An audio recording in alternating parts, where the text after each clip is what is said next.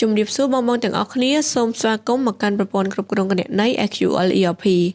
នៅក្នុងវីដេអូនេះខ្ញុំនឹងបង្ហាញពីរបៀបក្នុងការបង្កើតឈ្មោះ asset នៅក្នុងប្រព័ន្ធតែមុននឹងបង្កើតនៅឈ្មោះ asset បានគឺយើងត្រូវមានគ្រប់ asset សិនអញ្ចឹងយើងត្រូវចូលទៅក្នុងមុខងារ asset ហើយរើស maintain asset group ចុច new រួចធ្វើការបញ្ចូលនៅលេខកូដនិងឈ្មោះ asset group របស់យើងឧទាហរណ៍ group computer ហើយនៅខាងក្រោមនេះយើងធ្វើការរើសនៅ account code អញ្ចឹងនៅកន្លែងនេះបើសិនជាយើងបង្កើតជា group computer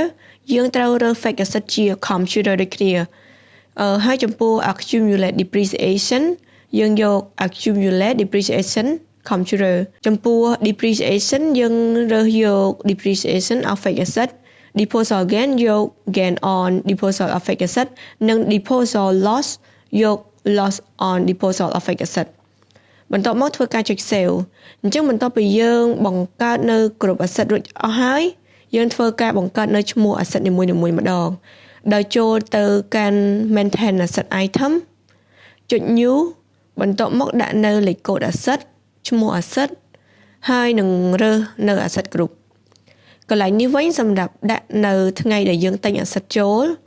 ដាក់តម្លៃទិញនិងអាយុកាលប្រើប្រាស់ចំពោះលេខវិក័យប័ត្រទិញចូលវិញអាចដាក់បានបើសិនជាមានហើយនឹងដាក់ជាចំនួនបន្ទាប់មកទៀតយើងធ្វើការ generate នៅ schedule រំលោះជាទូទៅយើង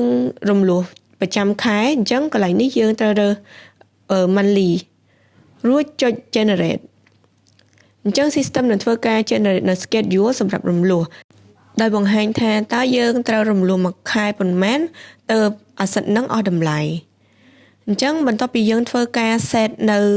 asset រួចហើយយើងចុច save ជាការស្រេចជាចុងក្រោយបើសិនជាបងមានចម្ងល់បន្ថែមបងអាចធ្វើការ chat សាកសួរនៅក្នុងក្រុម Telegram ឬមួយក៏ join channel Telegram និង follow page ដើម្បីទទួលបាននូវចំណេះដឹងបន្ថែមទាក់ទងជាមួយនឹងការប្រើប្រាស់ប្រព័ន្ធ SQL នេះផងដែរដោយបងអាច scan QR ខាងក្រោមនេះដើម្បី join បានសូមអរគុណ